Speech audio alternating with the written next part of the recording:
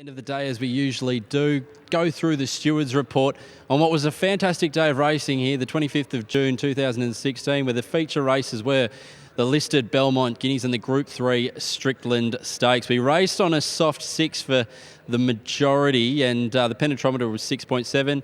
Rail in the true, and Brad, the track played okay despite the weather this morning. Yeah, that's right, Mark, and we did reclassify the track this morning at around 11:10am. It did start out, as you say, at a soft 5. We went to a soft 6 at 11:10 and stayed on that for the remainder of the day. So, yeah, before the race meeting started, Mark, we inspected a number of stables and also put a number of runners under supervision prior to the race meeting, and they were runners out of the Strickland Stakes and the Guineas, the two feature races today.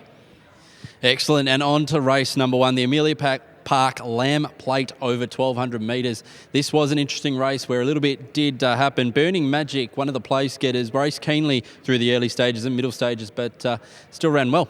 It did, Mark. It never really settled through the early and middle stages. Storm Dancer was another one that did things wrong. It raced quite greenly. Slick Sam was caught wide throughout, and we did have the vets check it, no abnormalities there, but it will now be sent for a spell. Race number 2 was the Pink Ladies Day, July 9 handicap over 1,000 metres, and Gigante was slow away one length and laid inwards. It did, yeah. Gigante we thought would be closer to the speed, but it did miss the start slightly and lost that ground there.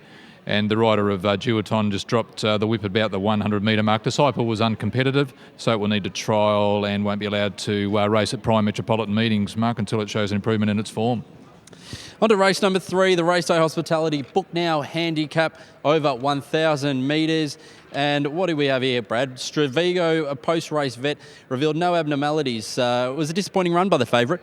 It was, and it will have a scope through the week, Mark. So Grant Williams will report the findings to the stewards through the week once that endoscopic examination is done. There was some early interference in the race. Mystic Maid got some crowding. That was essentially because of the racing manner of Warjeu, never settled, raced keenly, shifted inwards in the early part despite the efforts of Sean McGruddy, and that caused some crowding to inside runners. On to race number 4, the Hahn Super Dry handicap over 1,600 metres. A good drop is that. North Ridge, after trialling on Monday and racing today, it pulled up mildly lame in both forelegs. It did, so the usual standard embargo there. We'll need a veterinary clearance prior to racing again. We had the vets look at checkpoint also, which tied in the straight, but no abnormalities found there, Mark. Race number 5, the Strickland Stakes over 2,000 metres at Group 3 level. It's a him was slow to begin, and it probably suited how it ran, and it ended up winning. It did, also had to work wide from the 600 metres. Dubai Escapade looked a little unlucky in the straight, just had to angle outwards, didn't really get clear until near the 200 metres when angled out across heels. Griscaro may have got its tongue over the bit, so may have choked down, so we might see a gear change there for Griscaro. When wink and a nod, Lucy Warwick put forward. She hadn't really anticipated leading, but she was forced to after commencing well and didn't really finish off the race as well as expected. So there you go, wink and a nod jumping too well there today. Race number 6, the Fast Track to Membership 2016 17 handicap over 1,400 metres, and there was a gear change before the race, socially unique, getting the bar plate on its off hind.